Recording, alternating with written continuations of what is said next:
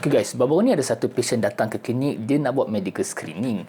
Tapi paling yang dia terkejut tu adalah lepas kita buat ujian air kencing dia, urine dia positif dadah. So lepas urine test dia keluar apa semua, dia memang deny everything. Dia kata, doktor, saya tak pernah ambil, saya tak pernah try pun benda-benda macam ni. So usually dalam kes yang macam ni, apa yang kita akan buat adalah kita akan hantar sampel yang kedua ke hospital punya makmal untuk kita panggil confirmatory test. Nak jadikan cerita, surprisingly, result daripada makmal tu balik as negatif. So lepas kita tanya balik patient ni, rupanya sebelum dia main medical screening ni, dia ada pergi makan nasi ganja ataupun nasi kandak, something like that lah. So dalam makanan-makanan macam nasi kandak ni, dia menggunakan satu rempah dinamakan kuskus ataupun kaskas. Saya pun tak sure cara sebut dia. Kaskas ni dia datang daripada poppy seed yang sometimes boleh menyebabkan interference ataupun boleh menyebabkan false positive dalam urine test kita. And setakat ni KKM pun tak mengharamkan penggunaan kaskas dalam masakan sebab amount dia terlalu sedikit untuk membuatkan orang jadi khayal ataupun lalok macam tu lah kan. So the same thing happens dalam kehidupan.